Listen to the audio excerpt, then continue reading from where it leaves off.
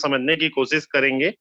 हम ये समझने की कोशिश करेंगे ये आखिर पर्सनल इंफॉर्मेशन है क्या और प्राइवेसी नाम की चिड़िया होती क्या है। हम इस बात को भी समझने की कोशिश करेंगे कि 81J एक्चुअली कहता क्या है।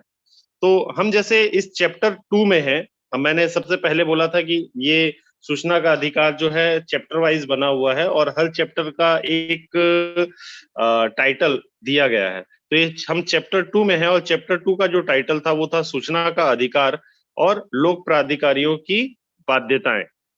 जो लोक प्राधिकारियों की बाध्यताओं के बारे में बता रहा है। ये बाध्यताएं नागरिकों के लिए या व्यक्तियों के लिए नहीं है, उनके लिए तो सिर्फ सूचना का अधिकार, और उसको भी उसने खंड करके स्पष्ट किया हुआ है कि सूचना का अधिकार क्या होगा, किस तरीके से अनुरोध की प्रक्रिया होगी, किस तरीके से उसे निपटाने की प्रक्रिया होगी, और निपटाने के दौरान जन सूचना अधिकारी, लोक सूचना अधिकारी किस तरीके से यह देखेंगे कि सूचनाओं को, कौन सी सूचनाओं को रोकना है या नहीं दी जा सकती है।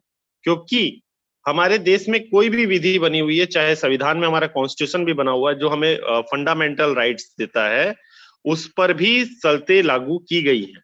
कोई भी चीजें निशर्त नहीं होती है। मतलब सूचना का अधिकार का मतलब ये नहीं है कि आपको सब कुछ मिल गया है, कुछ रोक भी है। इसके दो पहलू हैं क्या दी जाएगी और क्या नहीं दी जाएगी, इसकी अस्पष्टता को दूर करने के लिए ही यह अधिनियम आया है। इस बात को समझ ले, ये नहीं कि हम जो चाहे वो सूचनाएं हमको मिल जाए। तो सरकार मानती है कि इसमें भी जो सूचनाएं नहीं दी जा सकती, उसको देखने के लिए भी आपको दो तरीकों का वो करना पड़ेगा, परीक्षण करना पड़ेगा। पहला परीक्षण तो आपको ये करना है, क्या हम उसमें कुछ छूट है, मतलब आपको देने से मना नहीं कर रहा है, लेकिन आपको ये भी देखना है वहां पे जन सूचना अधिकारी को, क्या उसको देने से कोई ऐसी क्षति है जो किसी भी तरीके की रोक लगा रही है इस एक्ट के अनुसार। क्योंकि हम लोग जितनी भी बातें करेंगे यहाँ पे हम लॉ के हिसाब से बात करेंगे, और लॉ ही, जो कानून है, जो विधि है, वही किसी चीज पर रोक लगा सकती है, किसी चीज को आपको दिलवा सकती है। दूसरी बात, जो सूचनाएं बिल्कुल नहीं दी जाएंगी, जो नहीं दी जाएंगी, उसको इन्होंने सेक्शन 9 पर क्लियर किया हुआ है। तो हमको सिर्फ सेक्शन 8 और 9 पर बात करनी है। 8 यहाँ पे चीजें डिस्काउंटेड है, छूट के साथ है, कुछ शर्तों के साथ है, और 9 एकदम तय है कि आपको नहीं मिलेगी।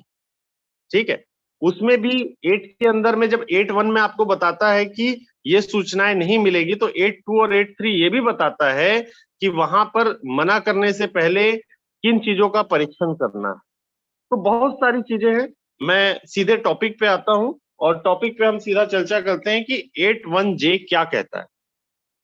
हम इसको टुकड़ों में पढ़ेंगे, लॉ को हम एक साथ नहीं पढ़ेंगे। इस जो सेक्शन है, क्लॉज है, इस क्लॉज को हम एक साथ नहीं पढ़ेंगे, हम इसको टुकड़े करके पढ़ेंगे। सबसे पहले हम 81J को पढ़ने और समझने की कोशिश करते हैं, फिर मैं आगे आपको, जो इसमें आगे हमने निजता का, लोकहित का, या आगे की जो चीजों को हम यहाँ पे समझना है, उसकी परिभाषाओं को समझना है कि किस तरीके से उसको परिभाषित किया गया है, उस पर भी चर्चा करेंगे।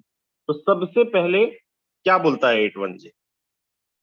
Information which relates to personal information.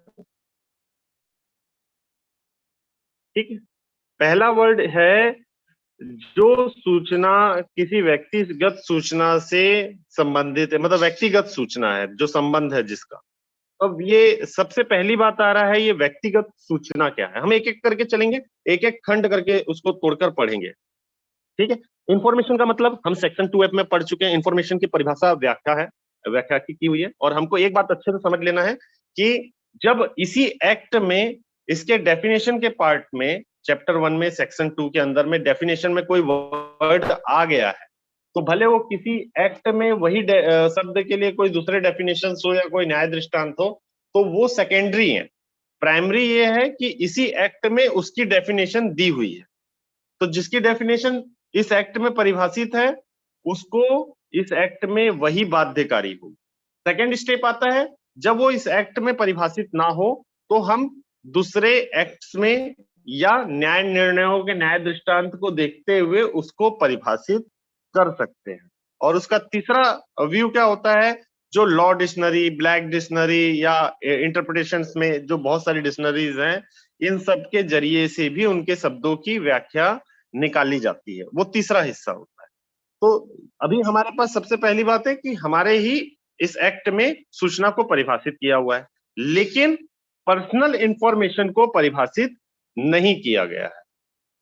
ठीक है, तो हम एक चीज जानते हैं कि पर्सनल इंफॉर्मेशन में जो पहला वर्ड है पर्सनल, है ना, ये किसी पर्सन की संबंधित मामलों को बताता है।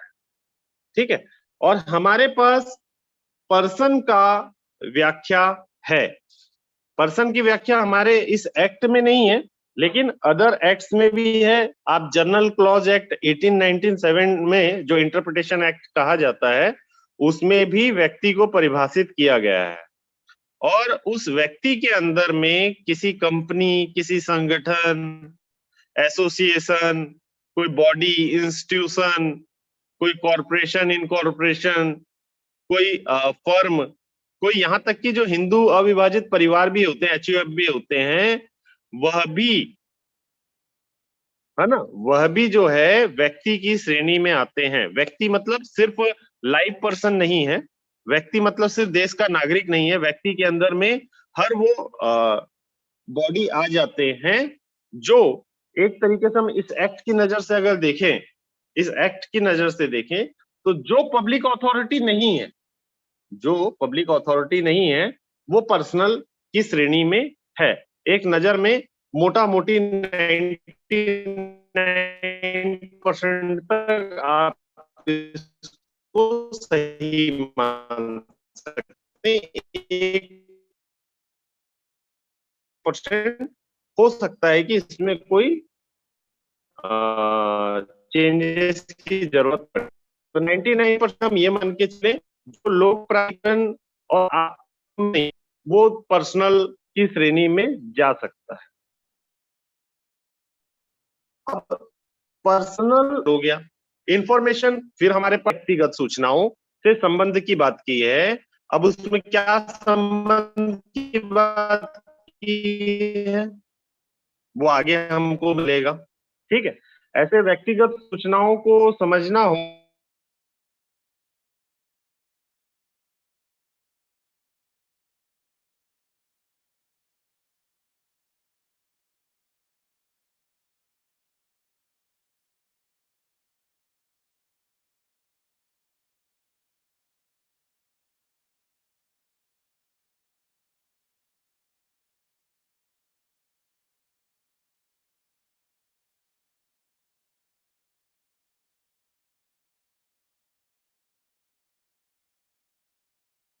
भी लिया है,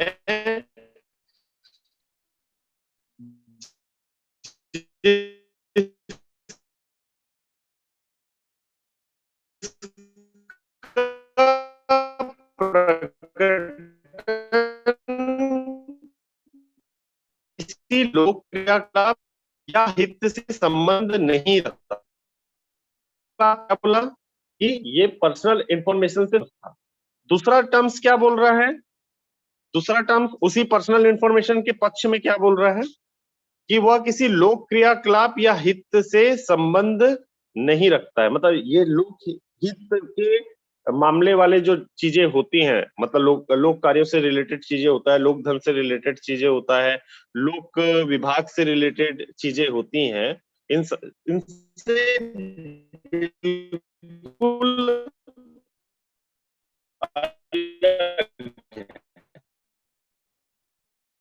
वो चीजें कैसे हो सकती हैं उसको भी हम समझेंगे। फिर उसके बाद क्या बोल रहा है, प्राइवेसी। ठीक है, तो इंडिविजुअल मतलब अनवारंटेड मतलब इन्वेंशन, मतलब हमको इन शब्दों को समझना पड़ेगा। तो अनवारंटेड इन्वेंशन का मतलब होता है अनावश्यक अतिक्रमण। अनावश्यक अतिक्रमण मतलब ऐसी चीज जो अनचाहे रूप से, कोई फोर्सिबल रूप से आपके पास, आप जो नहीं चाह रहे हैं फिर भी घुस रहा है। किसमें, किसी भी इंडिविजुअल में। इंडिविजुअल मतलब वो कोई भी हो सकता है, कोई एक मतलब अलग से व्यक्ति भी हो सकता है।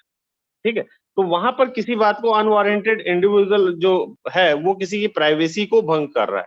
अब सबसे बड़ी बात यह है कि जो प्राइवेसी की बात यहाँ पर लाई गई है, सबसे बड़ा जो इशू लाके खड़ा कर दिया गया है प्राइवेसी, है ना। तो प्राइवेसी जो है आपको किसी एक्ट में, किसी न्याय दृष्टांत में परिभाषित नहीं मिलेगी। ऑक्सफोर्ड डिक्शनरी ऑफ लॉ में अगर हम इस प्राइवेसी को देखते हैं तो वहां पर एक परिभाषा इसके लिए मिलती है। किसमें? ऑक्सफोर्ड डिक्शनरी ऑफ लॉ में। वहां पर लिखा हुआ है कि जैसे प्राइवेसी का मतलब जो है हम हिंदी में एकांतता तो मानते हैं, वहां पे लिखा हुआ है व्यक्ति का अकेला रहने का अधिकार। निजी जीवन का मौलिक या विधिक अधिकारों की बात नहीं हो रही है, ये उसकी स्वेच्छा वाली बातें हो रही है। यहाँ पे प्राइवेसी को डिफाइन करने की बात की गई है। तो वहां पर ऑक्सफोर्ड डिक्शनरी ऑफ लॉ में, क्योंकि ये लॉ की डिक्शनरी है यहाँ पर, लॉ वाली, तो कहना चाह रहा है किसी का अधिकार, निजी जीवन जीने का अधिकार, कम्युनिकेशन या संवाद का अधिकार, घर या ऑफिस में एकांतता का अधिकार, या उसके कुछ हद तक उसको उसके पर्यावरण संरक्षण, जैसे उसके ध्वनि प्रदूषण या इस तरीके के वायु प्रदूषण से जो रिलेटेड इश्यूज होते हैं, उससे जो इफेक्ट होता है उसके लिए उसका अधिकार, उसकी इंटीग्रिटी जो इम्यूनिटी इंटीग्रिटी जो उसके खुद की सेल्फ इश्यूज की बात हो रही है, उसके सेल्फ इश्यूज पर उसके अधिकार बने रहने के संबंध में, या उसके किसी अभियोजन के संबंध में, इस बारों इन सभी चीजों को उसने लिया है। अब प्राइवेसी में कुछ चीजें क्या होती है, सिक्रेसी होती है। प्राइवेसी भी दो तरीके की होती है। एक प्राइवेसी क्या है, जिसमें आपकी कोई सिक्रेसी शामिल ना हो, और एक प्राइवेसी क्या है जिसकी सिक्रेसी शामिल हो। मतलब वहां पर आपकी एकांतता में कोई चीज पर तो आप गोपनीयता रखते हैं और रखना चाहते हैं, और वो रखने का आपको अधिकार होना चाहिए, और एक वो जिसमें वो सिक्रेसी लागू नहीं होती। चीजें हैं, हमें अब आगे जब हम इस पर डिस्कस करेंगे तब इसका महत्व आप समझ जाएंगे कि मैं ये बातें क्यों कह रहा हूं।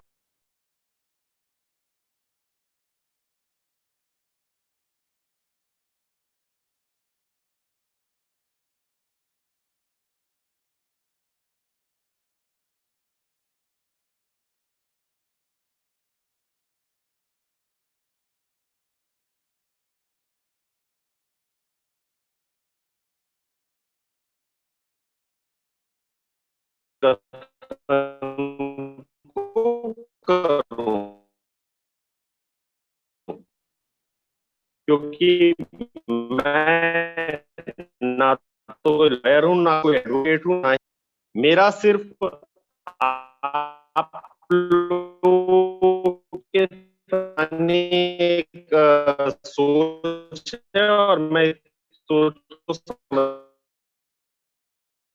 हुए सारी चीजों को इकट्ठा करते हुए आप लोगों के साथ डिस्कशन में शामिल हूँ। की बात को बिल्कुल साइड कर देता हूँ, हमारे लिए मेन कंटेंट्स है वो यही, तो हम इसको और बेहतर तरीके कोशिश करते हैं। अब यहाँ पे बोला है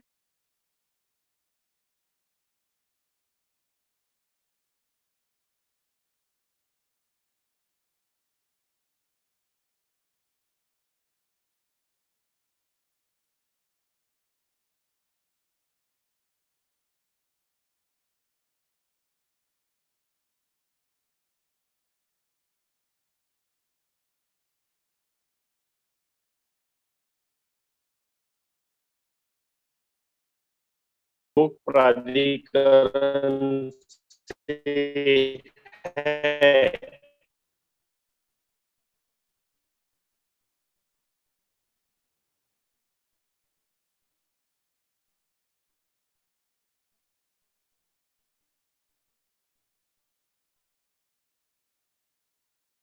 या जिसके क्यों लोग धन का है, या तो क्या वह पर्सनल इंफॉर्मेशन या इंडिविजुअल की श्रेणी में उसको देखा जाना चाहिए। क्या वहां पर कोई प्राइवेसी या सिक्रेसी जैसी कोई बात आ सकती है? ये सवाल हमारे पास खड़ा होता है। अब यहाँ से जांच में हमको सूचना का अधिकार आया था,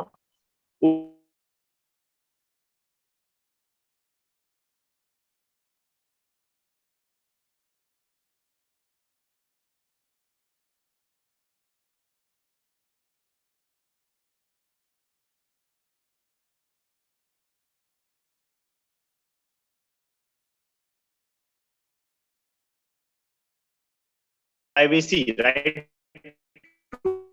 प्राइवेसी को, निजता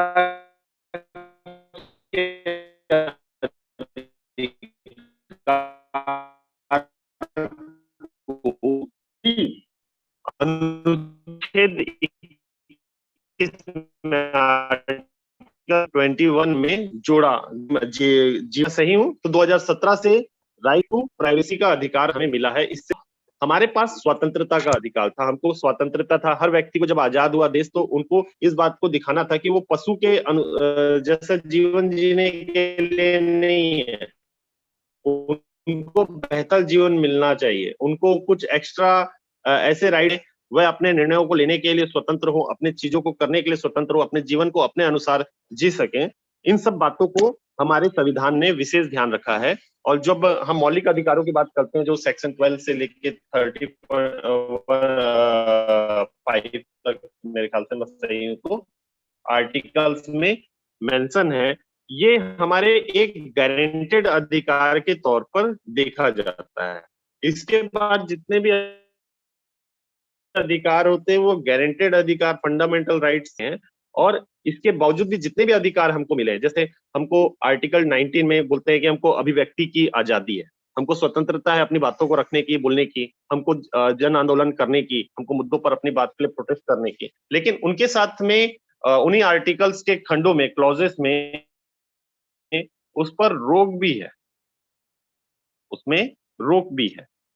जब हम इस आर्टिकल के 21 को, एक बार आर्टिकल 21 पर भी हम नजर मार लेते हैं, जहां पर इसको प्राइवेसी को राइट्स का दिया गया है, वहां पर आर्टिकल 21 क्या बोलता है, एक सेकेंड मैं बताया। आर्टिकल 21 बोलता है कि प्राण और दैहिक स्वतंत्रता का संरक्षण, protection of life and personal liberty. तो जैसे अब हमारे एक्ट में जब हम सेक्शन 7(1) के परंतुक में जाते हैं, तो वहां पर वर्ड इस्तेमाल हुआ है जीवन अथवा स्वतंत्रता। और आर्टिकल 21 में जो वर्ड इस्तेमाल हुआ है, जो उसका टाइटल इस्तेमाल हुआ है, वो हुआ है protection of life and personal liberty. और उसके अंदर में उसको लिखा गया है, किसी व्यक्ति को उसके प्राण या दैहिक स्वतंत्रता से विधि द्वारा स्थापित प्रक्रिया के अनुसार ही वंचित किया जाएगा, अन्यथा नहीं। किसी व्यक्ति को, यहाँ पे मतलब इस व्यक्ति के अंदर में जो विदेशी हमारे भारत देश में या देश के अंदर में विचरण कर रहे होते हैं उस समय, किसी लॉ के अनुसार, उसको भी यह संरक्षण प्राप्त है कि वह जो विधि है, विधि मतलब जो भी लॉ है, इस विधि को भी जो है यहाँ पे परिभाषित किया हुआ है संविधान में।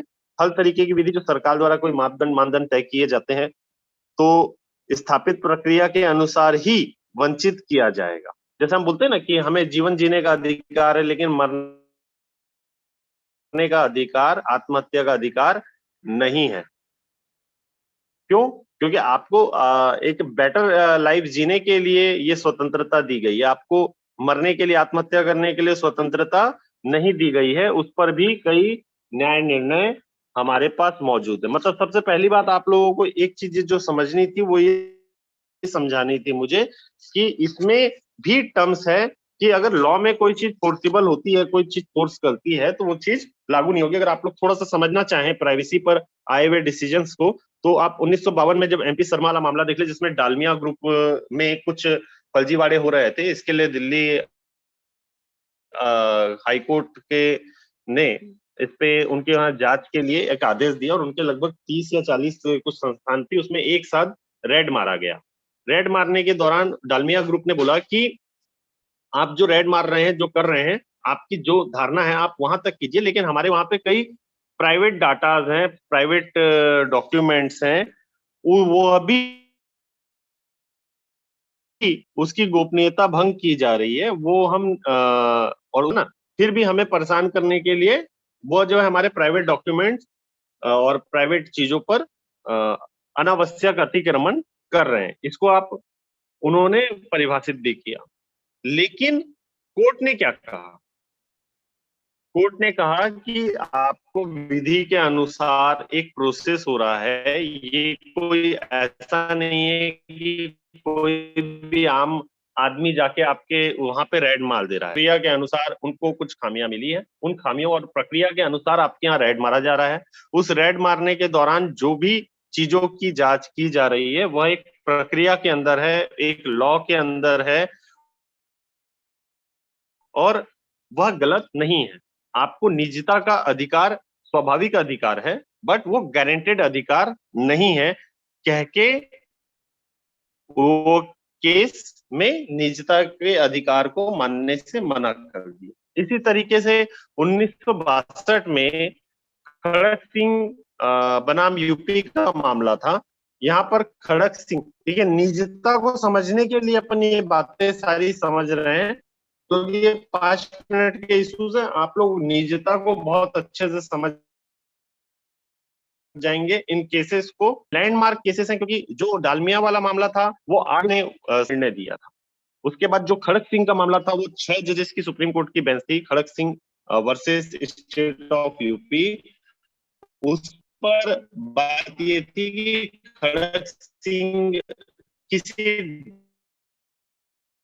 डैकेटी के मामले में उसके ऊपर आरोप लगा, वो उस मामले में अपराधी नहीं पाया गया, लेकिन उसको निगरानी में एक्ट प्रभावी था पुलिस का, निगरानी का, सर्विलांस का।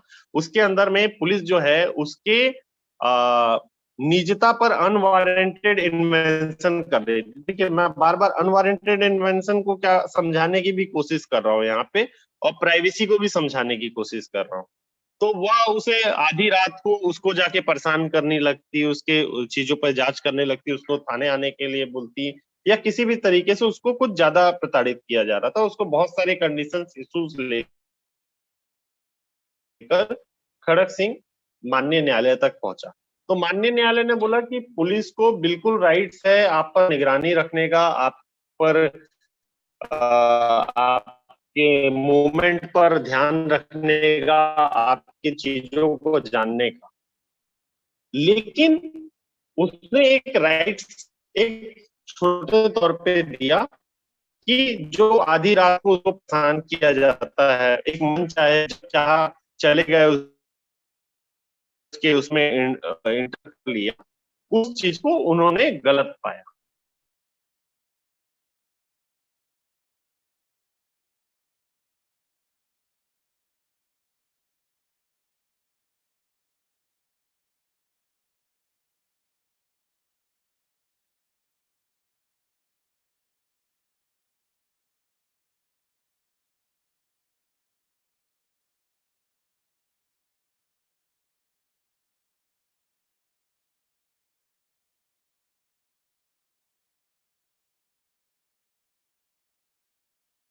बात कह रहा हूँ। उसके बाद 1997 में पीयूएलसी का एक मामला था जिसमें व्हाइट टेपिंग फोन टेप का मामला आया था, जिसमें पूर्व प्रधानमंत्री चंद्रशेखर जी के फोन टेपिंग और 27 और नेताओं के फोन टेपिंग का मामला था, जिस पर मामले की जांच के लिए सीबीआई को बोला गया। पता चला कि इनकी फोन टेपिंग की जा रही थी और वह लोग जो है पीयूएलसी के मामले को ध्यान में रखते हुए सुप्रीम कोर्ट पहुंचते हैं और सुप्रीम कोर्ट पहुंच के बोलते हैं कि क्या इस तरीके से हमारी फोन टेपिंग किसी की जा सकती है, क्या उसका कोई निजता का अधिकार है, अगर है या नहीं है उस पर माननीय न्यायालय उसका निर्धारण करे, उसको स्पष्ट करे कि एक्चुअली प्राइवेसी क्या है या प्राइवेसी का हमारा क्या अधिकार है। ठीक है, तो वहां पर उन्होंने बोला कि किसी की भी बिना किसी प्रक्रिया को अपनाए फोन टैपिंग नहीं की जा सकती। तब सरकार ने कहा कि टेलीग्राम एक्ट में, देखिए वहां पे पहली बात उन्होंने एक अनवारंटेड इन्वेंशन पर अपने तथ्यों को लेकर कोर्ट गए, लेकिन सरकार भी बहुत चालू थी। उन्होंने बोला कि विधि के अनुसार हम ये प्रक्रिया कर रहे हैं। उन्होंने बोला कि टेलीग्राम एक्ट हमारे देश में लागू है, 1888 का एक्ट है या कुछ भी, मैं बराबर ध्यान नहीं, पर एक एक्ट है और उसका कोई सेक्शन 5 था। वहां पर उनको एक राइट्स था कि किसी मामलों पर, देश के इश्यूज पर को ध्यान रखते हुए वह फोन टेपिंग भी कर सकती है।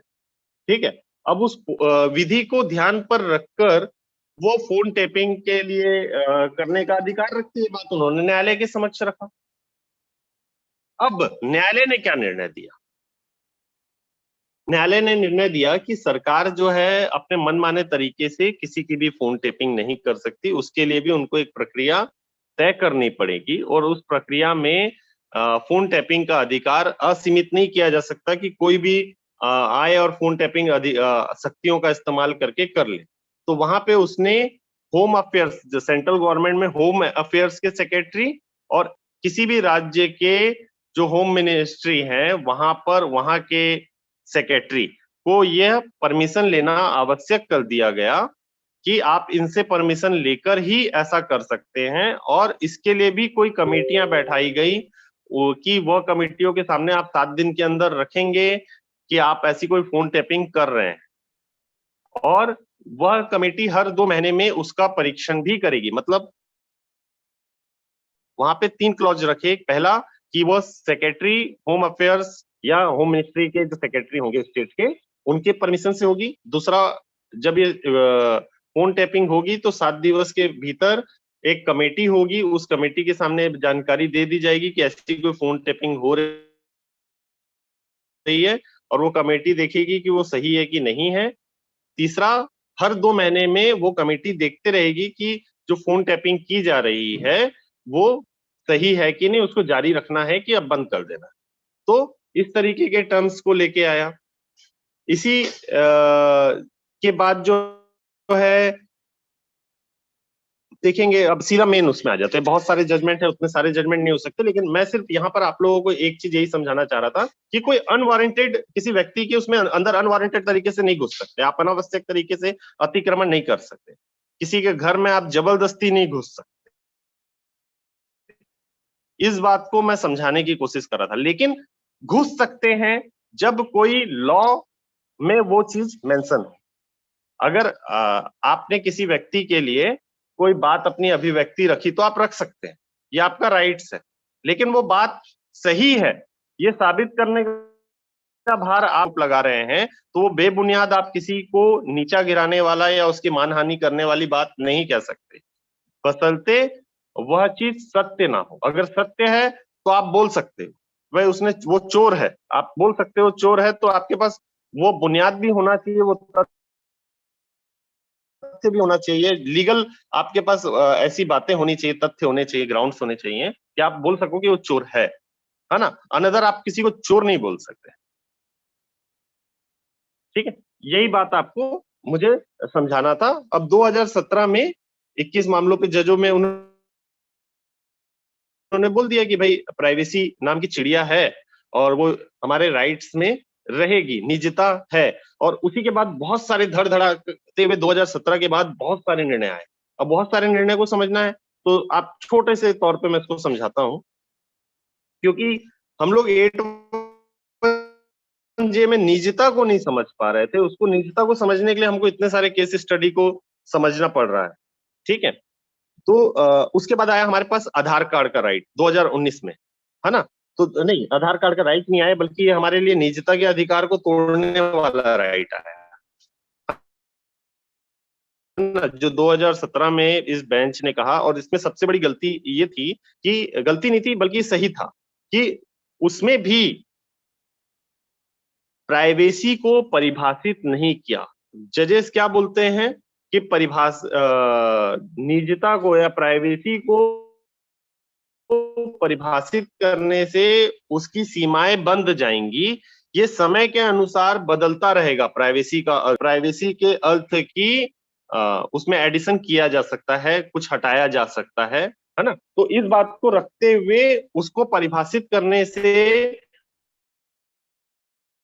9 जजों की बेंच ने भी मना कर दिए। सोच लीजिए कितना कंट्रोवर्शियल इश्यूज है कि 9 जजों की इतनी बड़ी पीठ बैठती है, वो ये तो बोलती है कि डालमिया के या खड़क सिंह के मामले में सुप्रीम कोर्ट ने जो निर्णय दिए हैं, पुराने निर्णय जो दिए हैं, उसमें भूल है ना, उसमें कुछ कमियां हैं। 8 जजेस की बेंचेस थी और उनके निर्णयों को पलटने के लिए 9 जजेस की बेंच बनाई गई थी, है ना। उन्होंने उस पर टिप्पणी जरूर की, लेकिन इस बात को उन्होंने सीधे सिरे से नकार दिया कि हम प्राइवेसी को परिभाषित नहीं करेंगे।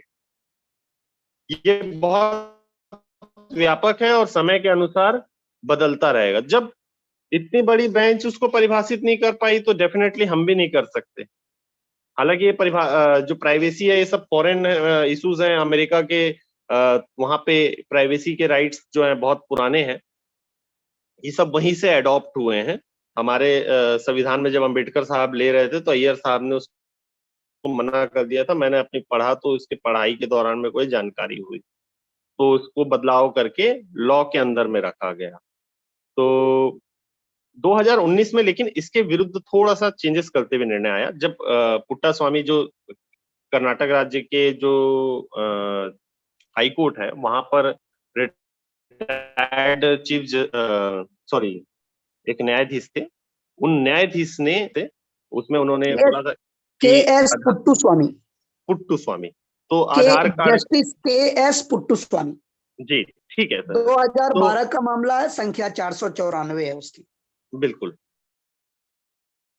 तो वो लेके गए, उन्होंने बोला कि इससे हमारी गोपनीयता भंग हो रही है, सरकार जो है हमारी निजी जानकारियों को जो है कलेक्ट कर रही है और उसको सही तरीके से सुरक्षित रखने के कोई मानदंड नहीं है। प्राइवेट कंपनियों के वहां पे एंट्रेंस दिया गया, उनके लिए दरवाजा खोल दिया गया है, इससे कल को कोई भारी क्षति या नुकसान होने की संभावना है। तो बहुत सारी बातों को लेते हुए गया, हो सकता है कि कुछ लीगल कंटेंट्स में वो बातें रखी गई होंगी, क्योंकि जब वो खुद न्यायाधीश थे हाईकोर्ट के तो उनका ग्राउंड बेटर होगा।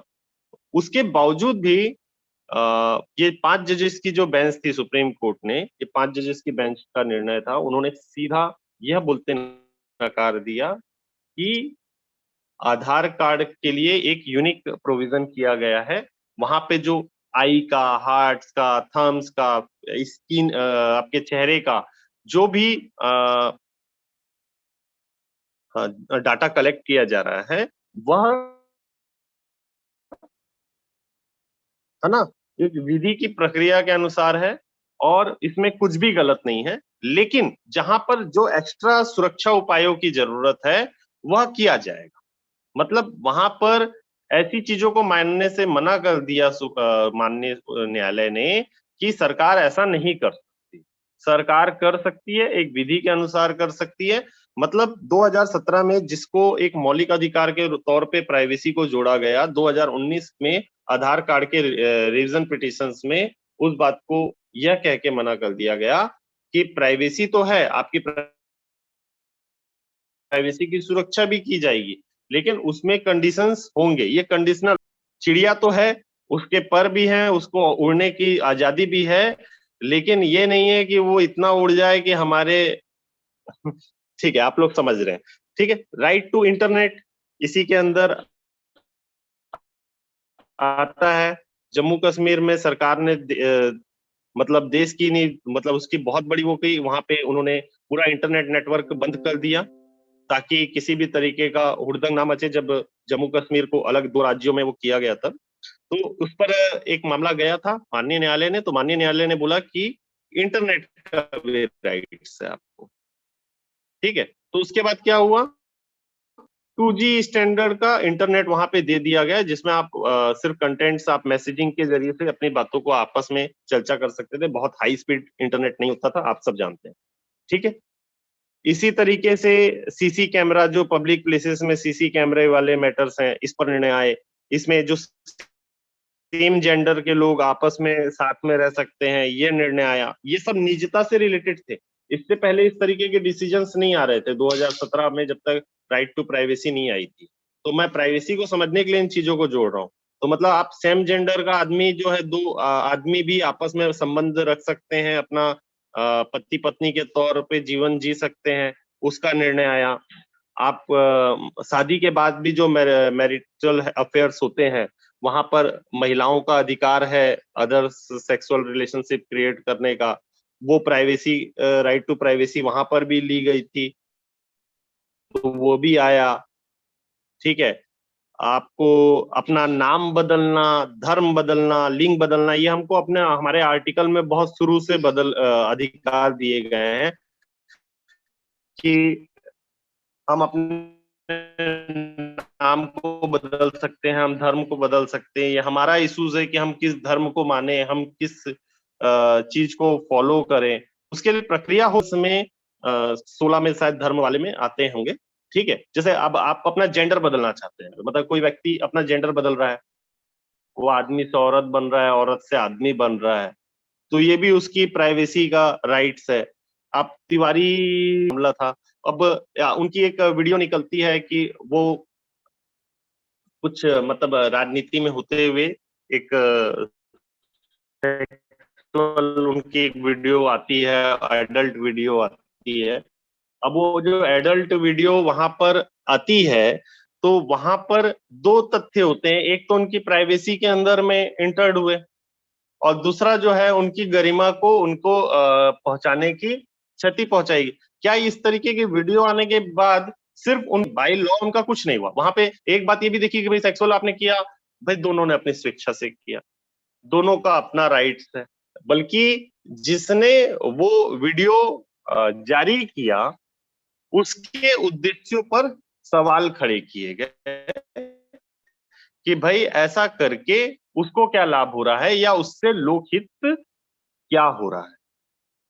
ठीक है, इसी तरीके से अभी जो प्राइवेसी पर इश्यूज चल रहा था कुछ कई दिनों से कि भाई जो फेसबुक है, व्हाट्सएप है, यूट्यूब है, ट्विटर है, इन सब के जो भी जो डाटा सोर्सेस होंगे वो इंडिया के अंदर किए जाएं, जो ये बाहर में अमेरिका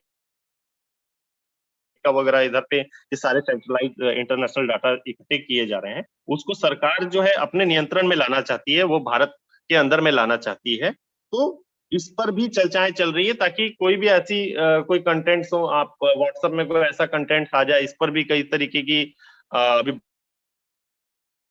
बहुत चर्चाएं होती रही हैं कि गलत कंटेंट्स होते हैं उसको हटाना है। तो लोगों ने बोला कि भाई ये हमारी प्राइवेसी को खत्म कर रहे हैं, आप हमारा अधिकार छीन रहे हैं, हमको बोलने का अधिकार छीन रहे हैं, हमारी प्राइवेसी में आप इंटरफेयर कर रहे हैं। तो सरकार ने वहां पर भी अपने आप को सही साबित कर लिया है कि भाई हम आपकी निजता के अंदर में जा रहे हैं तो एक लॉ के अंदर जा रहे हैं, और इस देश की व्यवस्था, कार्य व्यवस्था को चलाने के लिए जो आवश्यक है उसके लिए जा रहे हैं। ठीक है, तो अब हम लोग एक तरीके से इतनी डिस्कशन के बाद एक चीज हम लोग समझ चुके होंगे कि ये प्राइवेसी मतलब इतनी व्यापक है कि आप किसी में भी आप इसको जोड़ सकते हैं, और ये बहुत ही बड़ा व्यापक है। इसी कारण से 2017 में माननीय न्यायालय की 9 जजों की बेंचेस ने भी उसको परिभाषित नहीं किया।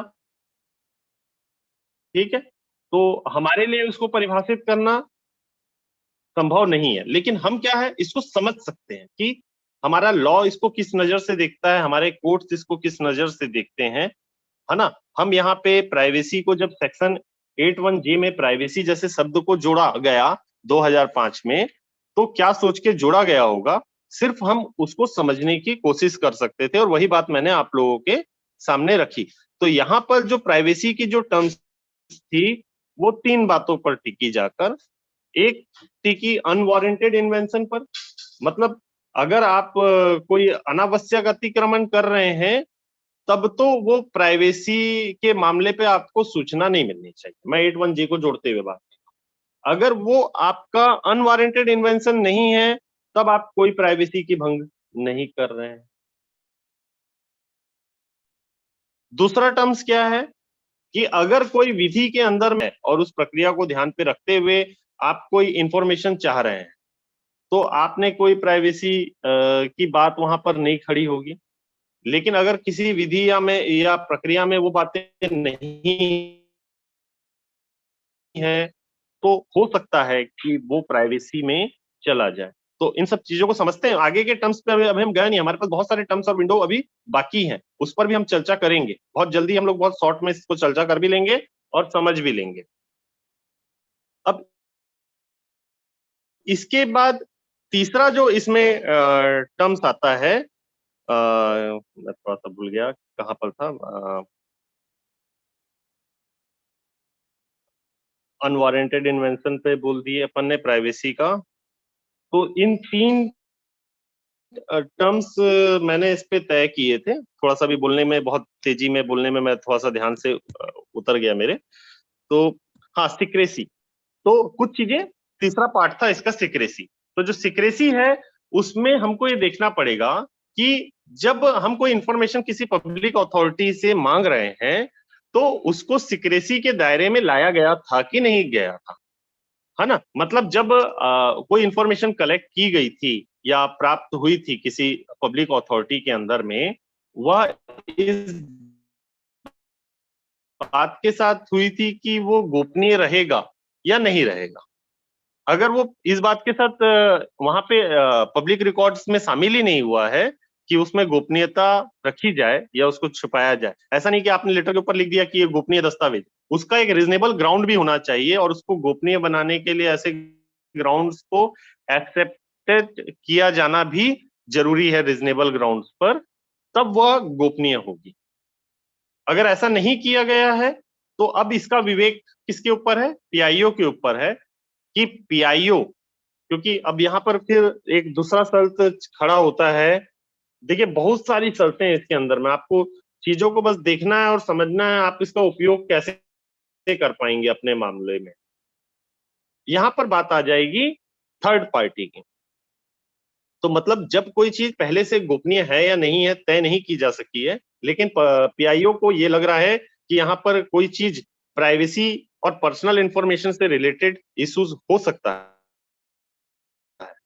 तो चूंकि यहाँ पे पर्सनल इंफॉर्मेशन की पर्सन की बात की गई है और थर्ड पार्टी में भी व्याख्या में यह बात बताया गया है कि किसी व्यक्ति के अतिरिक्त अन्य जो होगा वो पर व्यक्ति होगा और उसके अंदर में कोई लोक प्राधिकरण भी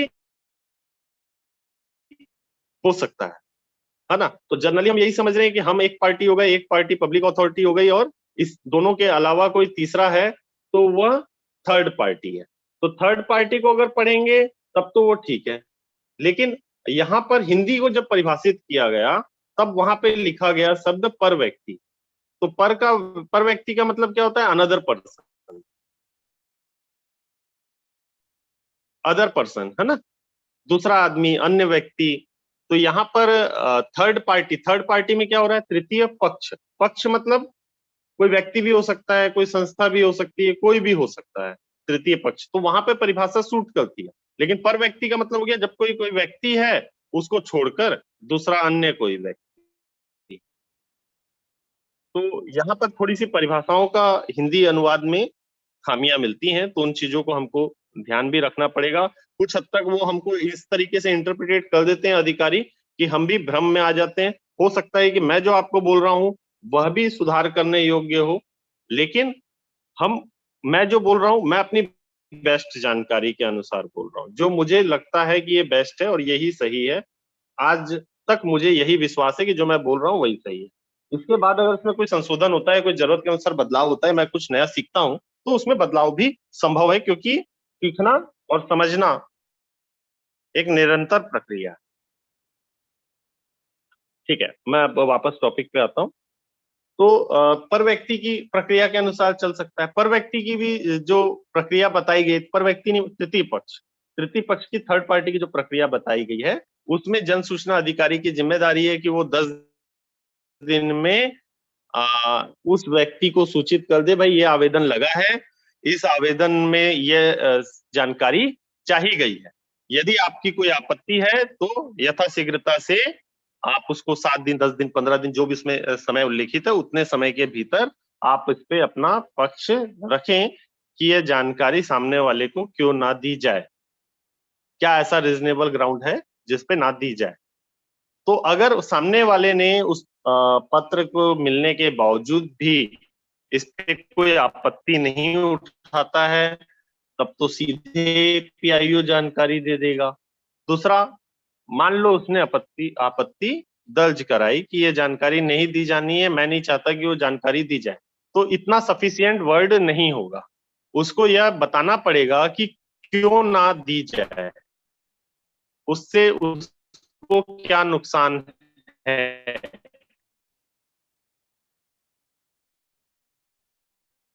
इससे उसको क्या नुकसान है, क्योंकि यहाँ पे दो राइट आपस में टकरा रहे हैं।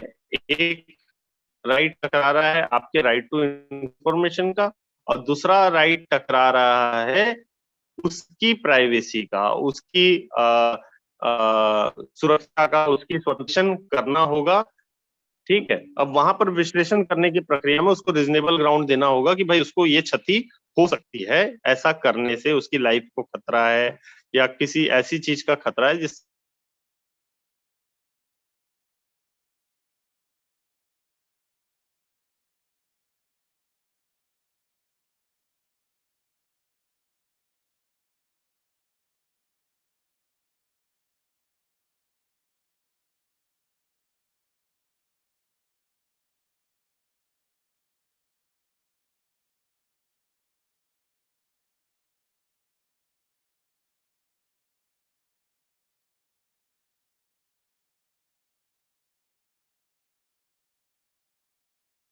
तक कि थर्ड व्यक्ति ने अपील वहां पर नहीं की है, 19/2 पे या 19/4 में उसने अपील नहीं की है थर्ड व्यक्ति ने, यह न्यायोचित था कि नहीं निर्णय, वो ग्राउंड साबित करने का भार पीआईओ पर है।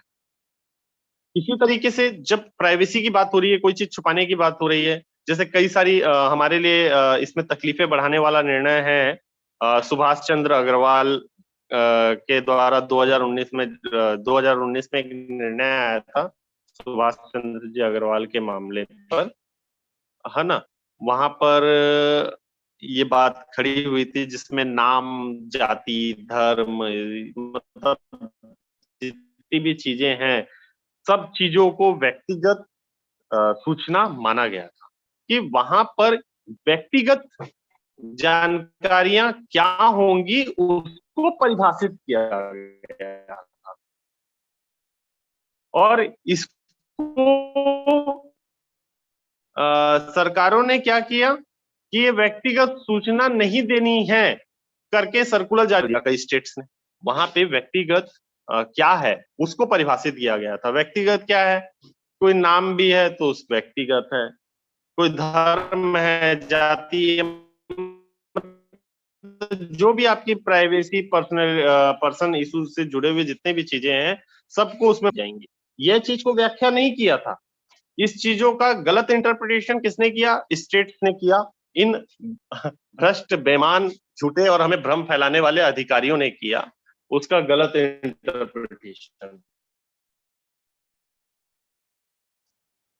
ठीक है, उसके अनुसार क्या बोल दिया, जहां पे नाम, और 2019 का केस का जो जजमेंट था वो इतना बड़ा जजमेंट था, मेरे को पेजेस तो याद नहीं, लेकिन मेरे को इतना मालूम है 200-400 पेजेस से ज्यादा का जजमेंट है, पढ़ते पढ़ते नींद आ जाएगी, ये तय है। ठीक है, तो इस तरीके के जवाब मिलने लग गए। तो वहां पे हमको एक चीज को बड़े शांत दिमाग से समझना है कि वहां पे व्यक्तिगत इंफॉर्मेशन, जो पर्सनल इंफॉर्मेशन है उसको परिभाषित किया है। ये सूचनाएं दी जाएंगी या नहीं दी जाएंगे उस पर न्यायालय ने कोई कमेंट वैसा उस पर नहीं दिया है। जो इशू था उस पर जो भी निर्णय दिया हो, मैंने बहुत अच्छे से उस केस स्टडी को नहीं समझा है, क्योंकि अभी तक मुझे उसको समझाने के लिए कोई मिला नहीं। अदर सोर्सेस से जो जानकारी मिल सकती है उसके अनुसार बस मैं उस बात को रख रहा हूं। तो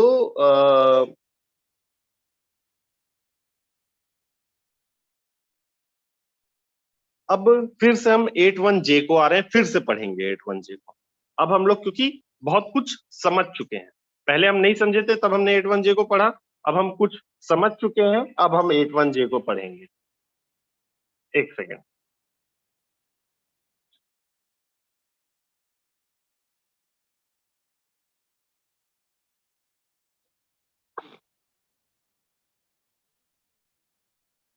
सूचना जो व्यक्तिगत सूचना से संबंधित है, information which relates to personal information.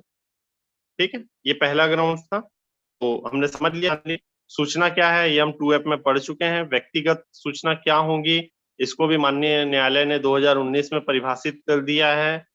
तो हमको ये भी पता चल गया कि व्यक्तिगत सूचनाएं क्या होंगी, ये हमने पहला टर्म्स क्लियर कर लिया।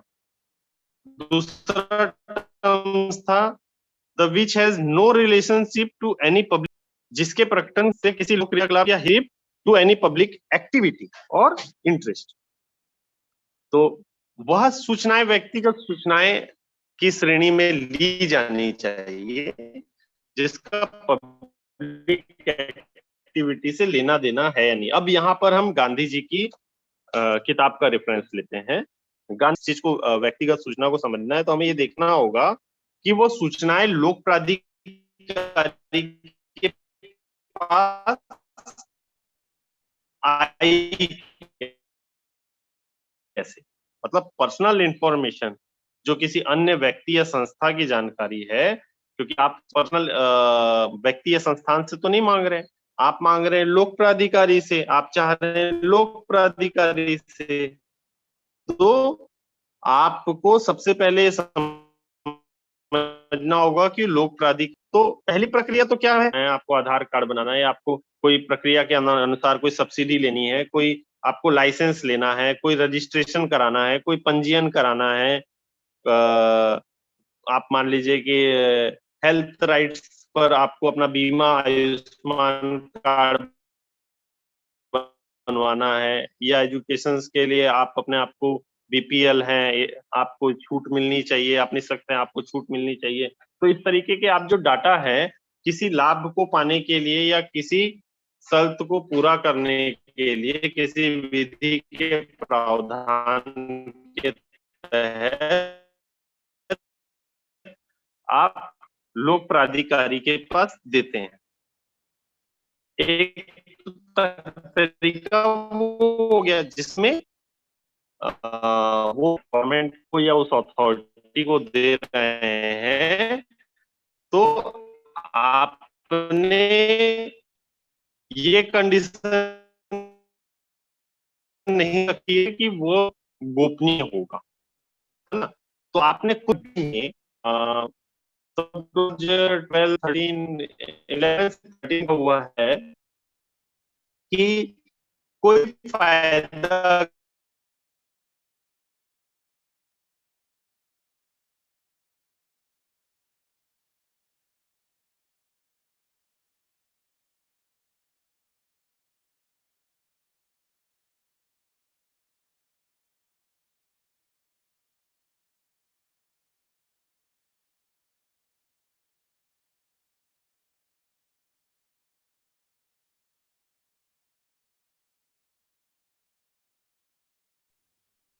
अपने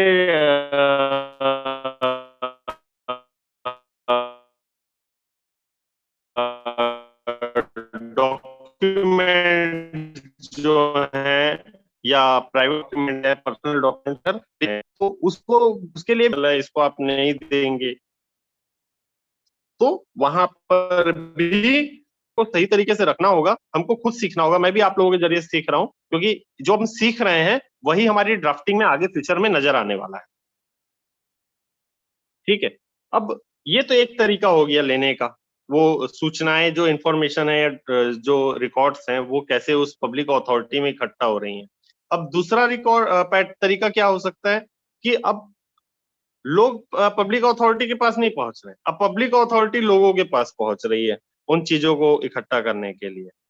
ठीक है, अब वो कैसा हो सकता है कि मान लो पब्लिक अथॉरिटी ने कहीं रेड मारा, किसी ने कोई रेड मारा, तो ये लोक कार्य का हिस्सा नहीं है, इसको विधि का वो नहीं बोल सकते, ये बिल्कुल ऐसा है कि वो एक व्यक्ति के लिए अनवारंटेड इन्वेंशन जरूर है, वो लॉ के अनुसार है या नहीं है, ये पब्लिक अथॉरिटी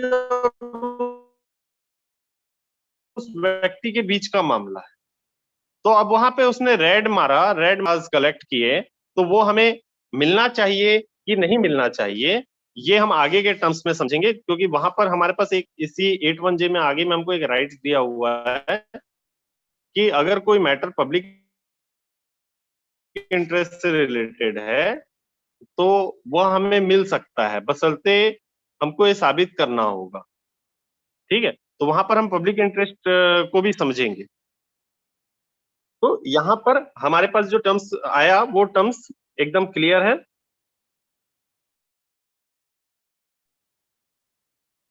कि कुछ जानकारियां ऐसी होती है जो हम पब्लिक अथॉरिटी के पास, और कुछ जानकारियां लोग स्वतः देते हैं अपने लाभ के लिए और हितों के लिए। जब किसी लाभ और हितों को पाने के लिए किसी पब्लिक अथॉरिटी से कोई इंफॉर्मेशन इकट्ठी होती है तो वो लोक कार्यकलाप का हिस्सा भी होती है और वो लोक इंटरेस्ट से जुड़ी भी होती है। तो इस कारण से वो 81J के दायरे से बाहर नहीं आ जाएगी। मतलब 81J में हमको सूचना नहीं मिले ऐसा नहीं हो सकता। लेकिन जिन जानकारियों को हम इन सोर्सेस से इकट्ठा कर रहे हैं जिसमें अनवारंटेड इन्वेंशन किया गया है, वहां पर यह विचार करना होगा कि वो सूचनाएं देने से पहले आवश्यक है। तो फिर से हम आ गए यहाँ पर, हमारे ख्याल से अब इतनी चीजें हमको बहुत हद तक पहले से ज्यादा क्लियर हुई होंगी ऐसी मैं आशा रख रहा हूँ। अब इसके बाद क्या बोल रहा है, अनलेस द सीपीआईओ एसपीआईओ, ठीक है,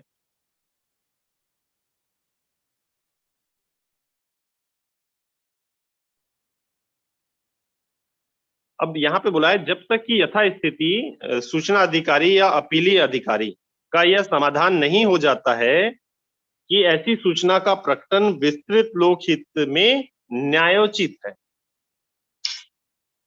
मतलब अब यहाँ पर ये भी देखा जाएगा कि as the case may be is satisfied that larger public interest justified the disclosure of such information।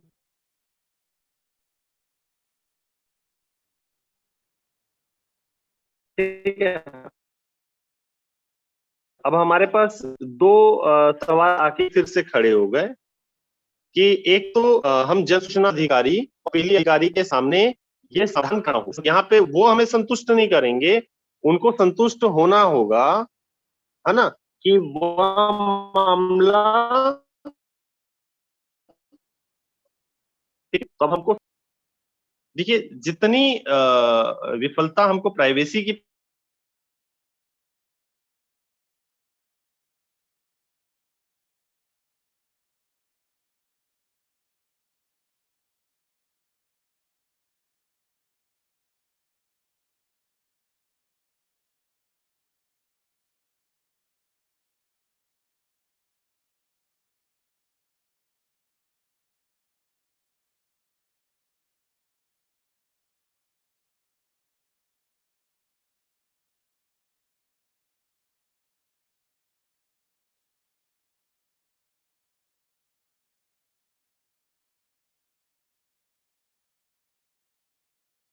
आपसे पब्लिक इंटरेस्ट रिलेटेड मुद्दा है ऐसा नहीं बोल,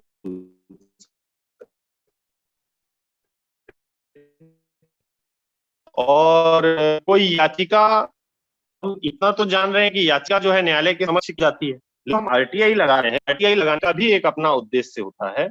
आप सिर्फ टाइम पास करने के लिए आरटीआई नहीं लगा रहे हैं, आपके पास कोई रीजंस है, वो बात अलग है कि उन रीजंस को आपको अपने अनुरोध में नहीं बताना है, लेकिन सेक्शन 8 में भी हम नहीं बता पाने के कारण से हम इसका समाधान नहीं करा पाते हैं कि वो सूचनाएं हमको मिलनी चाहिए, क्योंकि ये बात तो तय है कि वो लोग का भावनाएं बहुत कम है, तो हमें ऐसे रास्तों और विकल्पों की तलाश करनी पड़ेगी। तो मैं 2-4 रेफरेंसेस पहले लेता हूं लोकहित को समझने के लिए। तो इन्होंने एक मामला लिया है, ओल्गा टेलिस बनाम मजदूर कांग्रेस यूनियन, फ्रांसिस कुरालेई मुस्लिम बनाम यूनिवर्सिटी टिराटरी दिल्ली एडमिनिस्ट्रेशन। इसमें एक शब्द इन्होंने इस्तेमाल किया, उदाहरण कहते हुए लिखा है ना, कि न्यायालय ने अभिधारणा किया कि अनुच्छेद 21 के अधीन जीवन का अधिकार मात्र पशु के अस्तित्व का अभिप्राय नहीं रखता है, अपितु इसके अंतर्गत मर्यादा, प्रतिष्ठा के साथ रहने का अधिकार भी आता है। अब आप बोलेंगे आप तो फिर से वहां पे पहुंच गए जहां पे हम प्राइवेसी, पर्सनल और राइट ना यहां से ही पढ़ेगा, क्योंकि इसको नहीं समझेंगे तो बातें नहीं आएंगी, क्योंकि ये सब जनहित याचिका, ये सब हम हमारे राइट्स पर नहीं था, ये सब हमको धीरे धीरे मिला है सब चीजें, है ना। अब जनहित को जो है परिभाषित किया गया है ब्लैक लॉ में, उसके शब्दकोश के 6वें संस्करण में, ब्लैक लॉ के 6वें संस्करण में ये परिभाषित है। वहां पर जनहित को, लोकहित को उसने व्याख्या किया इस तरीके से कि इसके अंतर्गत यह बात आती है कि लोक अथवा समुदाय का विशेष हित निहित है अथवा जिसके द्वारा उसका विधिक अधिकार एवं दायित्व प्रभावित होते हैं। इसका तात्पर्य उस तुच्छ वस्तु से नहीं है जो जिज्ञासा मात्र है। देखिए, सबसे पहली बात जो यहाँ पर बीच में रोककर मेरे को बोलना पड़ रहा है जनहित को समझाने के लिए, कि इसका तात्पर्य उस तुच्छ वस्तु से नहीं है जो जिज्ञासा मात्र है। तो आप लोग इस चीज को समझ लीजिए कि अगर आप अपने अनुरोध के अंदर में लोकहित का ग्राउंड्स नहीं हो सकता है, क्योंकि वो पब्लिक इंटरेस्ट नहीं है। आपकी जिज्ञासा शांत करना पब्लिक इंटरेस्ट नहीं है। दूसरा, आगे पढ़ते हैं, अथवा इसका संबंध किसी खास स्थान से है जो किसी मामले से प्रश्नगत है। इसके अंतर्गत सामान्यता स्थानीय लोगों का हित सामूहिक रूप से स्थानीय मामलों में राज्य और सरकारों के मामलों में प्रभावित हुआ हो। ये परिभाषा आपकी ब्लैक लॉ के 6वें संस्करण में, इस परिभाषा को अगर समझे तो आपकी जिज्ञासाओं को या परेशानियों को या आपकी समस्याओं को शांत करने के लिए उठाए गए कदम जो है या कार्य जो है या कोई इश्यूज जो है वो जनहित नहीं हो सकते। जनहित का जो प्रभाव है बहुत व्यापक है और इसमें मूलतः यह देखा जाता है कि स्थानीय लोगों के हित, उनके सामूहिक, उसको देखा जाता है लोकहित के अंदर में। ठीक है, अब इसको और समझना है तो आपको फिर दूसरा कंटेंट लेना पड़ेगा, वो लेना पड़ेगा जनहित याचिका, क्योंकि यहाँ पे जनहित हो गई है और जनहित याचिका, इसलिए मैं यहाँ पे कंटेंट्स इसको ले रहा हूं क्योंकि हम जो आरटीआई लगा रहे हैं उसका एक रीजनेबल ग्राउंड होना चाहिए, ऐसा मैं मानता हूं। सिर्फ आप अपने समय को बर्बाद करने के लिए सरकार के लोकधन को बर्बाद नहीं कर सकते। इस पर भी आगे कुछ न्याय दृष्टांत है, अगर आप चाहेंगे तो मैं उसको भी बता दूंगा। ठीक है, यहाँ पर लोकहितवाद को जो है स्ट्राउड जुडिशरी डिक्शनरी में परिभाषित किया गया है। वहां पर भी इस बात को लिखा गया है कि लोक अथवा सामान्य जन से संबंधित मामला का तात्पर्य यह नहीं है कि वो जनता के हित का पोषण और जिज्ञासाओं को तुष्ट करके कर रही है अथवा मनोरंजन के स्वरूप हो, अपितु इसे लोगों की विशिष्ट हित से संबंध है। उसमें ऐसा हित होना चाहिए जो विधिक अधिकार एवं दायित्व को प्रभावित करता है। फिर से ब्लैक लॉ में जनहित याचिका की परिभाषा दी है, उसमें भी ये लिखा है कि जिसमें समुदाय को कोई विशिष्ट हित निहित होता है, जिसमें ऐसा हित निहित होता है जो विधिक अधिकार एवं दायित्व को प्रभावित करता है। पर इसमें एक बात और भी लिखी है कि कुछ संकीर्ण वस्तु नहीं है, यह कोई संकीर्ण वस्तु नहीं है, कोई छोटा सा वस्तु नहीं है। फिर से बोला है जो जिज्ञासा स्वरूप हो भी इसमें नहीं है, ये मतलब एक सामूहिक रूप से ही लागू होगा। और इस बात को अच्छे से समझना है तो मैं एक न्याय निर्णय इस पर बताता हूं। न्याय निर्णय है ये सुभाष कुमार बनाम स्टेट ऑफ बिहार, उच्चतम न्यायालय ने 1991 में वो दिया, उसके अभिभाषक में एक बात कही कि सच्ची जनहित याचिका वह है जिसमें नागरिक का अपना कोई व्यक्तिगत हित नहीं होता है, सिवाय जबकि उसमें किसी असहाय अथवा असमर्थ व्यक्ति का हित ना विद्यमान हो अथवा इसका गहरा संबंध गंभीर लोक क्षति से हो, तो न्यायालय या मूल अधिकारों के प्रवर्तन के लिए उसको मतलब लोकहित में माना जाएगा। तो मतलब इसमें क्या बोला, सच्ची जनहित याचिका वह है जिसमें नागरिक का अपना कोई व्यक्तिगत हित ना हो।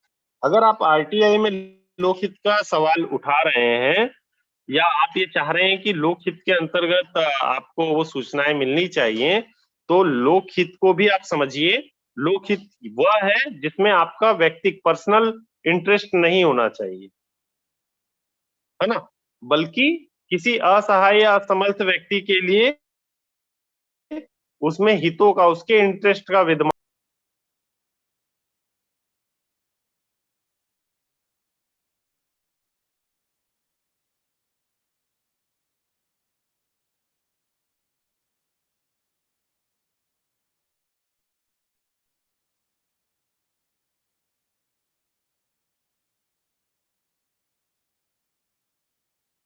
इसमें लोक क्षति को भी लिया गया है, लोक क्षति वगैरह की कोई संभावनाएं होती है, वहां पर भी इस विषय को ध्यान रखा जाता है, और वहां पर भी किसी की कोई पर्सनल क्षति का मुद्दा नहीं होना चाहिए। ऐसी चीजों को आप पब्लिक इंटरेस्ट लिटिगेशंस पर शामिल नहीं कर सकते, मतलब जिसको आप पब्लिक इंटरेस्ट लिटिगेशंस में शामिल नहीं कर सकते, वह चीजें भी लोकहित की मामले नहीं होंगे। इसी पर एक निर्णय था एसपी आनंद का निर्णय, उस पर माननीय न्यायालय ने कहा कि जनहित याचिका की मंजूरी के समय विधिक प्रक्रिया का दुरुपयोग नहीं होना चाहिए। न्यायालय को उन संभावनाओं के विरुद्ध कार्य करना चाहिए जहां पर याचिकाओं के बाबत वाले लाभ जो जन सामान्य को सुलभ होंगे, ध्यान में रखना चाहिए। 226 में जब आर्टिकल 226 के अंदर में जब हम कोई रिट भी लेने जाते हैं, तो वहां पर भी न्यायालय ने इस पर एक टिप्पणी की है कि न्यायालय इस पर भी विचार करना चाहिए कि वह व्यक्ति क्लीन हैंड हो, आया हो, और उसका उद्देश्य सुस्पष्ट हो। मतलब 226 में भी अगर आप हाई कोर्ट जा रहे हैं, तो आपको न्यायालय क्या अपेक्षा रखती है आपसे कि आप क्लीन हैंड हो। मतलब आप क्लीन हैंड का मतलब क्या है, आप किसी पाप या किसी गलती को करने या उसको छुपाने के लिए वहां पे ना पहुंच रहे हो, और आपका जो इंटेंशन है, उद्देश्य है, वह भी स्पष्ट होना चाहिए, ऐसी अपेक्षा की गई है। ये थी राजमंच फाउंडेशन बनाम यूनियन के मामले में। फिर इसी तरीके से स्टेट ऑफ महाराष्ट्र बनाम प्रभु का मामला था 1994 का, उसमें न्यायालय ने कहा, न्यायालय को सद्भाव में बिना विधिक प्रक्रिया का दुरुपयोग हुए न्याय करना चाहिए। न्यायालय को उचित हस्तक्षेप के साथ सामाजिक संतुलन की तराजू को स्थिर करना चाहिए ताकि न्याय की रक्षा हो, ताकि लाभ सामाजिक हित में संवर्धित हो।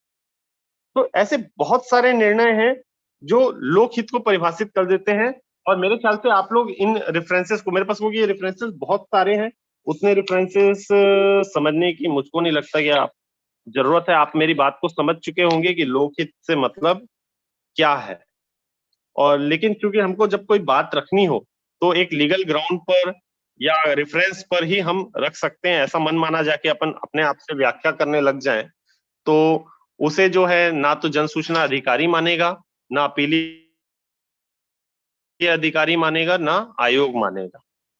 तो हमको रेफरेंसेस के ग्राउंड्स लगेंगे जो उनको बाध्य करें उस चीज को पढ़ने के लिए और मानने के लिए। ठीक है, अब इसके बाद मैं आता हूं हमारे लास्ट कंक्लूजन पे, और उसके बाद हम 81J को आज के लिए क्लोज करेंगे।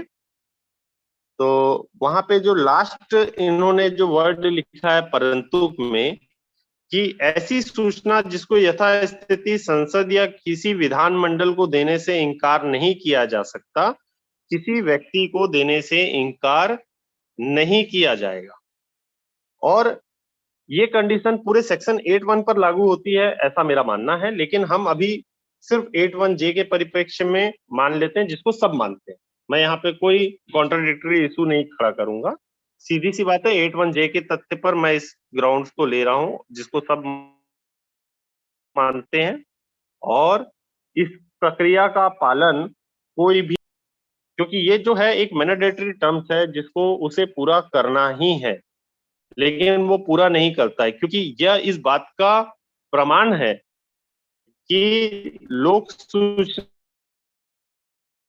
अधिकारी अगर हमको 8(1) में कोई सूचना देने से मना कर रहा है, तो वह यह दृढ़ निश्चय रखता है, यह दृढ़ निश्चय रखता है कि वह सूचना अगर विधायक या विधानमंडल या सांसद भी मांगे तो वह उसे नहीं देगा, वह उसे नहीं देगा, लेकिन उसका उल्लेख या लेखबद्ध वह अपने जवाब में नहीं करता है। यह एक बहुत बड़ी हमारे साथ समस्या है। इस समस्या का निदान हमको एक अच्छी ड्राफ्टिंग के अंदर में लेना होगा, और इससे पहले हमको चीजों को जो समझना था कि हम प्राइवेसी को समझ जाएं, अनवांटेड इन्वेंशन को समझ जाएं, पर्सनल इंफॉर्मेशन को समझ जाएं, और हम इस चीज को समझ जाएं कि वास्तविकता में पब्लिक इंटरेस्ट है क्या। आप अपने मामले से जा रहे हैं और उसमें लिख दे रहे हैं कि पब्लिक इंटरेस्ट का मुद्दा है, इसलिए इस पे जो है आपको सूचना मिलनी चाहिए, तो ऐसा नहीं चलेगा।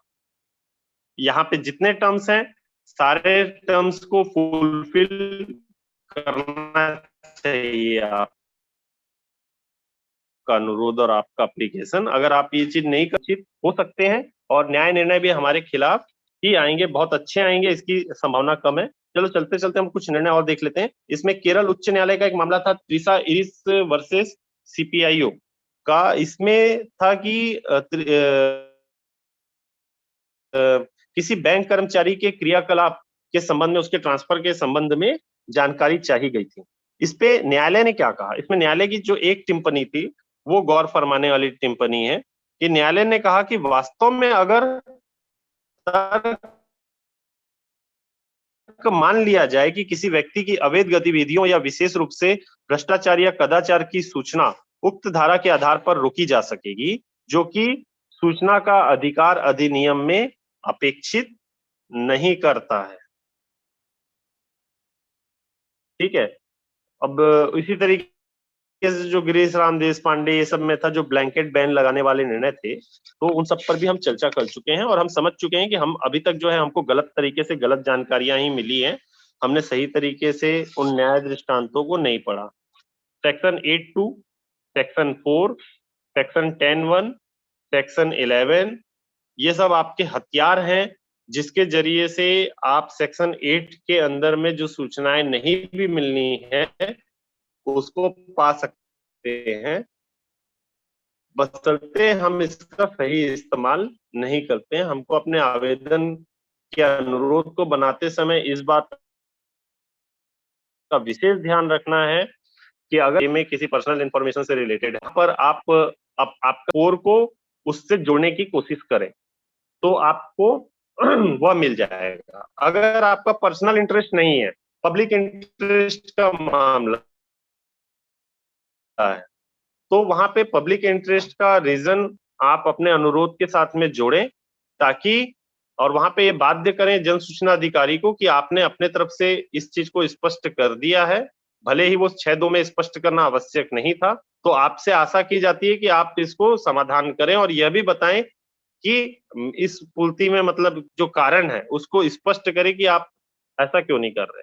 तीसरा, अगर आपको लगता है कि वो कहीं किसी पर्सनल इंफॉर्मेशन से ऐसे रिलेटेड इश्यूज हैं जहां पर पीआईओ उसको मना करेगा पर्सनल इंफॉर्मेशन बताते हुए, तो आप वहां पे इस बात को उल्लेख अवश्य करें कि आप जो प्रक्रिया धारा 11 में दी हुई है उसको फुलफिल किया, जो स्वीकार्य हो, न्यायोचित हो, तो वह सूचना मुझे मिलनी चाहिए।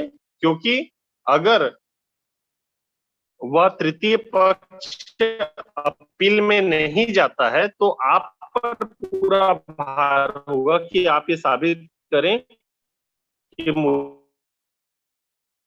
वो सूचना नहीं देकर आपने मेरे साथ न्याय किया है, वो न्यायोचित था। चौथी बात, इस तरीके के मामले कि जहां पर आपको लग रहा है कि हो सकता है कि वास्तविकता में हमको सूचना मिलने की संभावनाएं कम है, तो वहां पर इस बात को टिप्पणी करें कि आप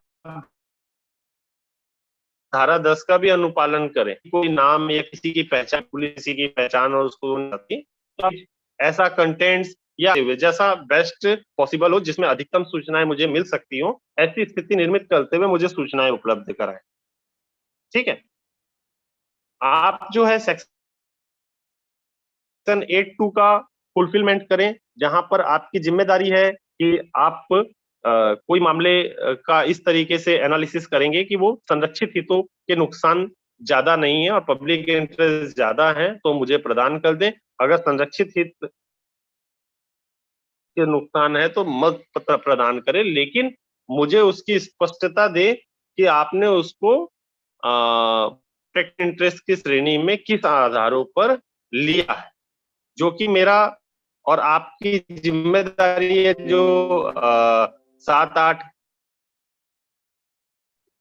धारा 7 की 8 के क्लॉज 1 में मेंशन है कि आप सूचना को देने से आवश्यक और मौजूद भी है।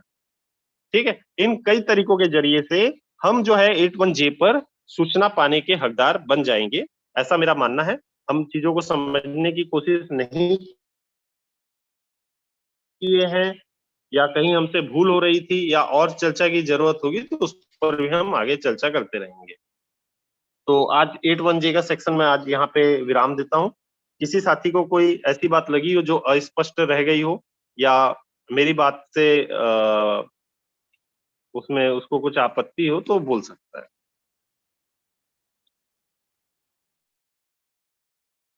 सिर्फ 2-5 मिनट ही हम इसको और कंटिन्यू कर पाऊंगा, इसके बाद हम इसको बंद। कल जो है हमारे साथ एक महत्वपूर्ण टॉपिक पर हम कल चर्चा करने वाले हैं, और वो टॉपिक होने वाला है सूचना के अधिकार कानून आने का इतिहास। उसके